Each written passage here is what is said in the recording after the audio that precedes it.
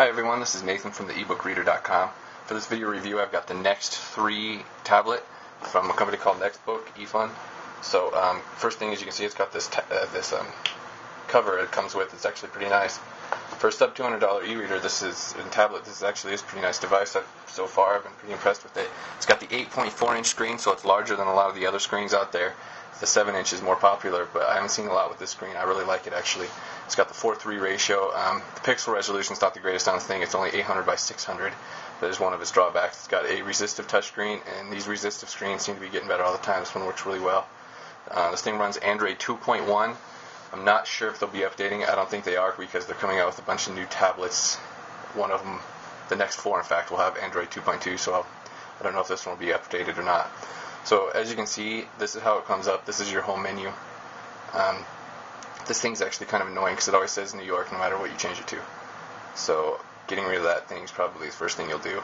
There's some other thing over here for adjusting brightness, turning off Wi-Fi.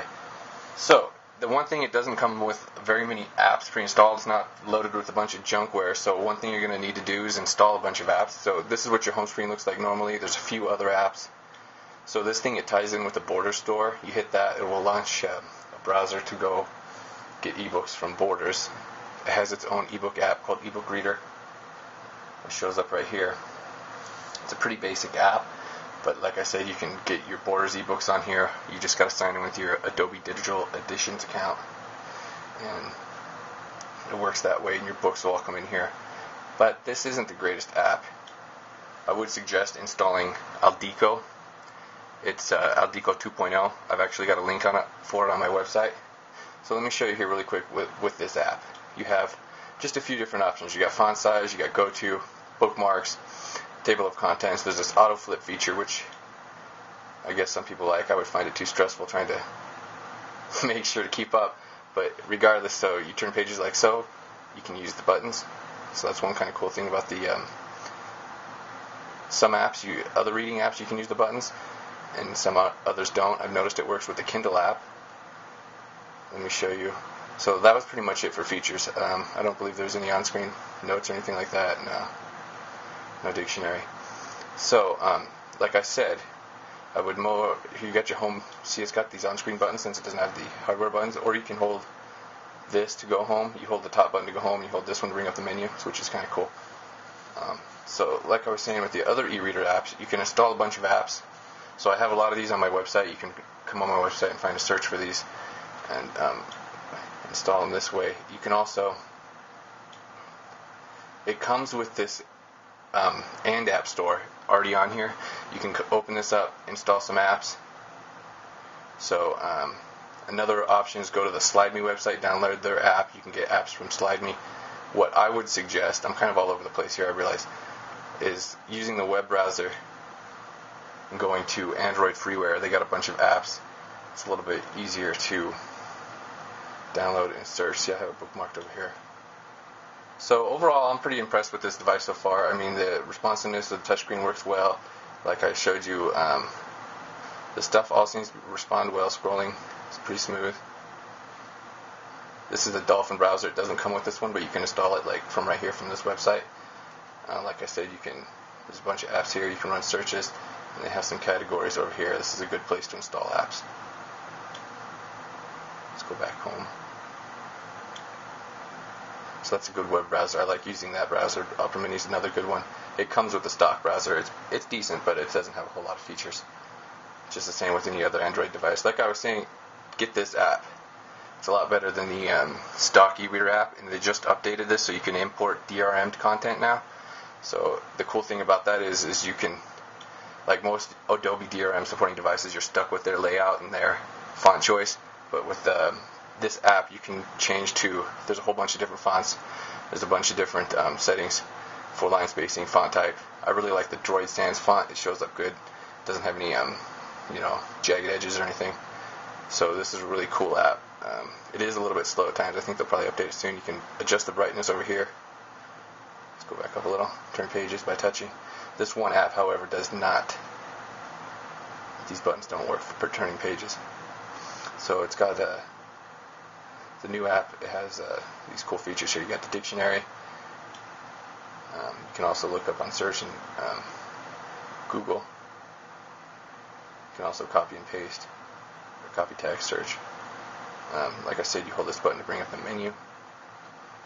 And you got other settings in here, day and night mode, go to, there's bookmarks. So yeah, that's a pretty cool app for e-reading as far as Adobe EPUBs, PDFs go. So let's get back to home. You hold this button. Sometimes I get confused. Okay, so one other good thing about this device I've seen so far is it does play video smoothly. Let's see here.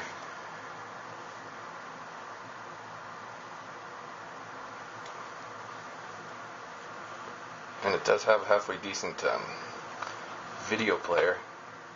It does, I've noticed, do this weird sort of glitchy thing every once in a while. Or sort of puts lines on the screen. Okay, so down here you've got some different options for full screen, 16:4.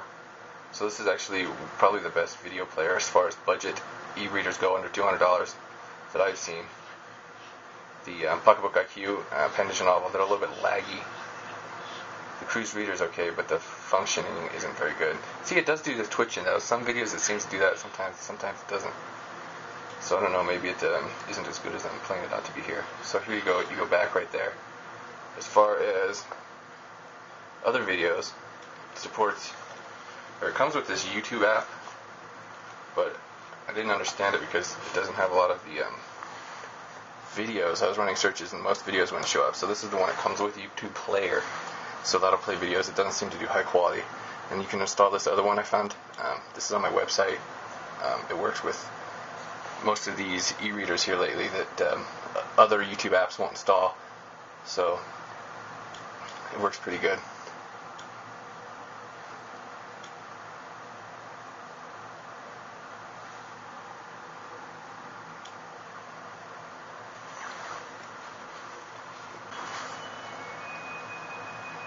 See, it's done that little glitchy thing like I was showing earlier. It does it every once in a while.